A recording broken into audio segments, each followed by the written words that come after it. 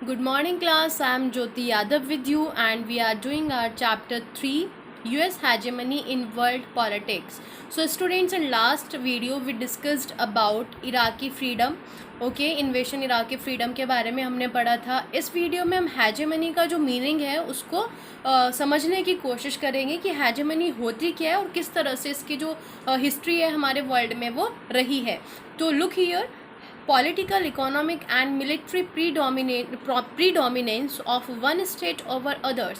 तो hegemony क्या होती है? पॉलिटिकली, इकोनॉमिकली और मिलिट्री के थ्रू जो एक कंट्री है, एक स्टेट है, वो बाकी कंट्रीज़ या स्टेट्स के ऊपर अपना डोमिनेंस जब दिखाता है तो उसको हम बोलते हैं हैजेमनी. ठीक है, ये डेफिनेशन है इसकी, आप इसको अच्छे से देख लीजिएगा, याद भी कर लीजिएगा. And look here, the dominant state is known as the hegemon. तो हैजेमनी क्या हो गया? डोमिनेशन. और जो हैजेमनी दिखाता है कंट्री उसको हम बोलते हैं हैजेमन. जैसे कि हम यहाँ पर बात करेंगे कि यहाँ पर हमारा हैजेमन कौन है? यूएसए है. ओके, तो यूएसए पूरे वर्ल्ड पर हैजेमनी दिखा रहा है तो वो हैजेमन हुआ. अब आते हैं हम अपनी हिस्ट्री पे कि हमारा जो वर्ल्ड है उसमें हैजेमनी की जो हिस्ट्री है वो क्या रही है. So look here, ancient days domination of Sparta and Athens over other Greek city states.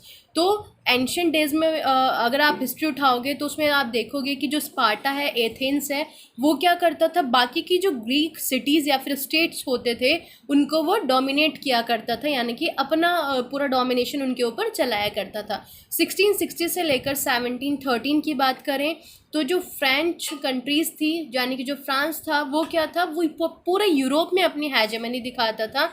उसके बाद अगर हम बात करें 1860 से लेकर 1910 की, तो जो ब्रिटिश थे वो अपनी हैजेमनी दिखाते थे कई सारी कंट्रीज़ के ऊपर. जैसे आपने देखा इंडिया के ऊपर भी तो क्या रहा है, ब्रिटिशर्स का राज रहा है काफ़ी टाइम तक. तो उसने इंडिया को भी अपनी कॉलोनी बनाया, बाकी की बहुत सारी एशियन कंट्रीज़ थी जिनको उसने अपनी कॉलोनी बनाया. तो ब्रिटिश जो हैजेमनी है वो 1860 से मेनली 1910 तक रही है. इसको हम कॉलोनियल पीरियड भी बोलते हैं.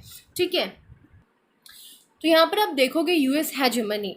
तो होता क्या है, लास्ट चैप्टर में जैसे हमने देखा कि जो यूएसएसआर था यानी कि सोवियत यूनियन था, वो क्या होता है, वो डिसइंटीग्रेट हो जाता है, 15 कंट्रीज़ में टूट जाता है. और उसके बाद में जैसे पहले क्या था, 1945 के बाद में यानी कि सेकेंड वर्ल्ड वॉर के बाद में दो सुपर पावर्स थी पूरे वर्ल्ड में, यूएसएसआर और यूएसए. लेकिन क्या होता है कि जो यूएसएसआर है वो टूट जाता है 1991 में, उसका कोलेप्स हो जाता है और उसके बाद केवल एक सिंगल पावर बच जाती है पूरे वर्ल्ड में, and that was the USA.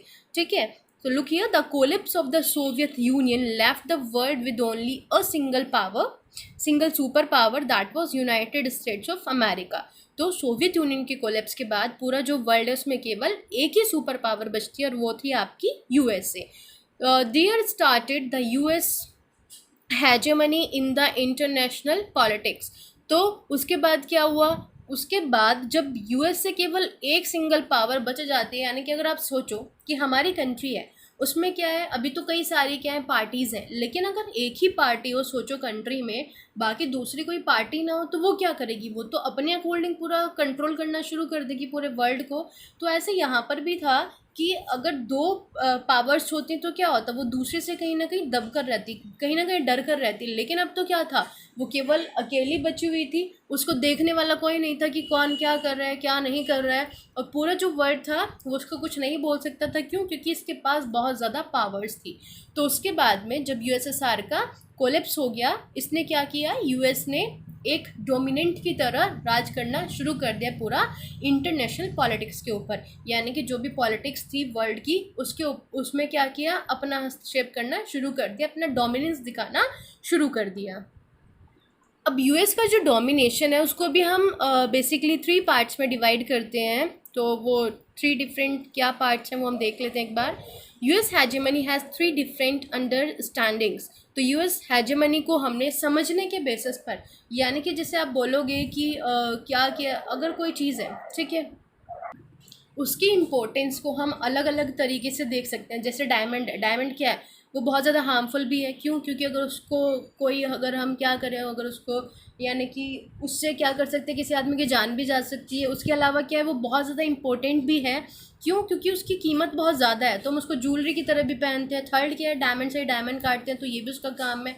अब यहाँ पर हम बात करें यूएस की, तो इसकी जो हेजेमनी यानी कि अलग अलग स्फेयर्स में किस तरह से थी। मिलिट्री के स्फेयर में आप देखेंगे, बाकी क्या था कि उसका जो एक तरह से जो पूरी तरह से इन्फ्लुएंस बढ़ रहा था पूरे वर्ल्ड पर, उसके बेसिस पर हम देखते हैं।